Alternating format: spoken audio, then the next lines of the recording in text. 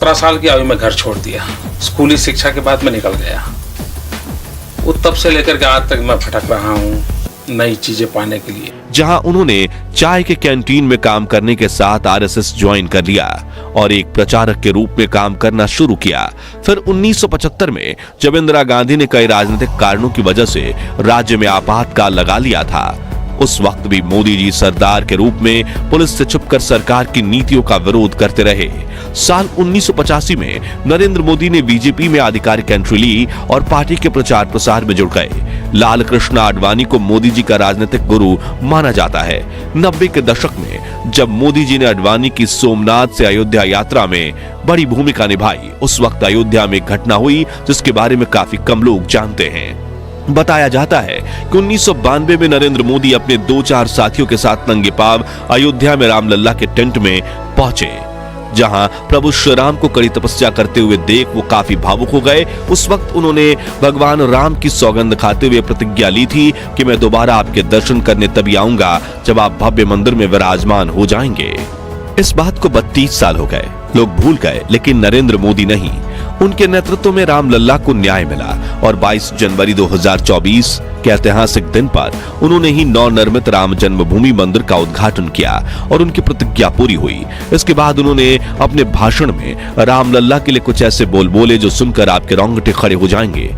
राम भारत की आस्था है, राम भारत का आधार है, राम भारत का विचार है, राम भारत का विधान है, राम भारत की चेतना है, राम भारत का चिंतन है, राम भारत की प्रतिष्ठा है, राम भारत का प्रताप है, राम प्रवाह है, राम प्रभाव है, राम नेति भी है, राम नीति भी है, राम नित्यता भी है, राम निरंतरता भी है, राम विभु है, विशद है, राम व्यापक है, विश्व है, विश्वात्मा है। पीएम मोदी गुजराती में कविता लिखते हैं। उन्हें फोटोग्राफी का भी काफी शौक है। बहुत कम लोग ये जानते हैं कि पीएम मोदी अमेरिका से पब्लिक रिलेशन और इमेज मैनेजमेंट का 3 महीने का कोर्स कर चुके हैं। उनके 5 भाई हैं और एक बहन है। नरेंद्र मोदी की पत्नी का नाम जशोदाबेन मोदी है।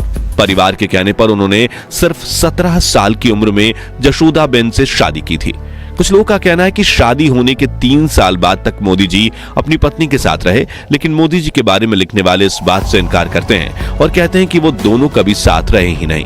मोदी जी का मानना है कि एक शादीशुदा के मुकाबले अविवाहित व्यक्ति भ्रष्टाचार के खिलाफ ज्यादा जोरदार तरीके से लड़ सकता है, क्योंकि उसे अपनी पत्नी, परिवार और बाल बच्चे की कोई चिंता नहीं रहती। खैर, 1992 में एकता यात्रा करने के बाद पीएम मोदी गुजरात आ गए, जहां 1995 में बीजेपी ने पूर्ण बहुमत की सरकार बनाई। केशुभाई पटेल को मुख्यमंत्री बनाया गया और नरेंद्र मोदी को पार्टी का कामकाज देखने के लिए मुंबई बुला लिया गया। 1998 में गुजरात में फिर चुनाव हुए और बीजेपी की सत्ता में वापसी हुई, लेकिन केशुभाई अब काफी बीमार रहने लगे थे। इस बीच 26 जनवरी 2001 को आए भूकंप ने गुजरात को हिलाकर रख दिया था। लोग सरकार से निराश हो चुके थे। तभी केंद्र में एनडीए की सरकार थी और प्रधानमंत्री थे अटल बिहारी वाजपेयी, जिन्होंने मोदी जी से कहा, तुम्हें दिल्ली छोड़कर गुजरात जाना चाहिए।